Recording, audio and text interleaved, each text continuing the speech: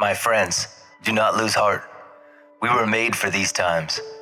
I have heard from so many recently who are deeply and properly bewildered. They are concerned about the state of affairs in our world now. Ours is a time of almost daily astonishment and often righteous rage over the latest degradations of what matters most to civilized, visionary people. You are right in your assessments. The luster and hubris some have aspired to while endorsing acts so heinous against children, elders, everyday people, the poor, the unguarded, the helpless, is breathtaking. Yet I urge you, ask you, gentle you, to please not spend your spirit dry by bewailing these difficult times.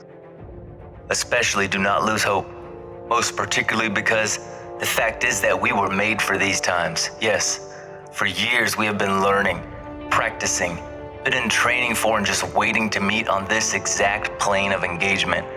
I grew up on the Great Lakes and recognize a seaworthy vessel when I see one. Regarding awakened souls, there have never been more able vessels in the waters than there are right now across the world. And they are fully provisioned and able to signal one another as never before in the history of humankind. Look out over the prow. There are millions of boats of righteous souls in the waters with you. Even though your veneers may shiver from every wave in this stormy royal, I assure you that the long timbers composing your prow and rudder come from a greater forest. That long grain lumber is known to withstand storms, to hold together, to hold its own, and to advance regardless. In any dark time, there is a tendency to veer toward fainting over how much is wrong or unmended in the world. Do not focus on that. There is a tendency, too, to fall into being weakened by dwelling on what is outside your reach, by what cannot yet be.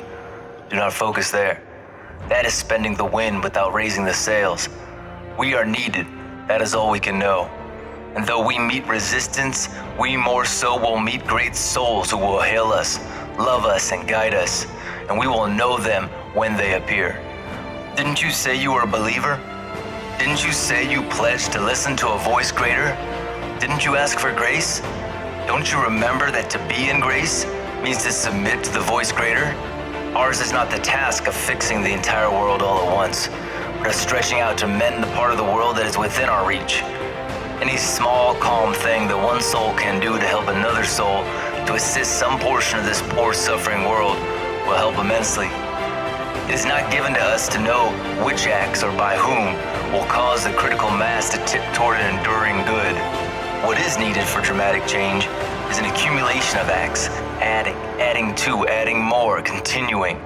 We know that it does not take everyone on earth to bring justice and peace, but only a small, determined group who will not give up during the first, second, or 100th gale.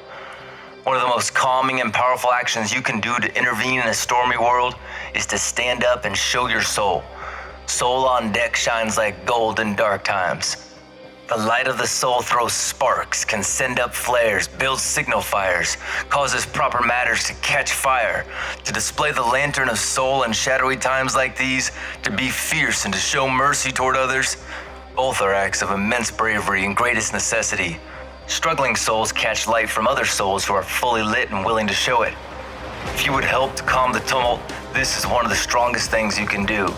There will always be times when you feel discouraged. I too have felt despair many times in my life, but I do not keep a chair for it. I will not entertain it. It is not allowed to eat from my plate.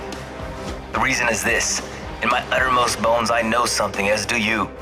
It is that there can be no despair when you remember why you came to earth, who you serve, and who sent you here. The good words we say and the good deeds we do are not ours. They are the words and deeds of the one who brought us here. In that spirit, I hope you will write this on your wall.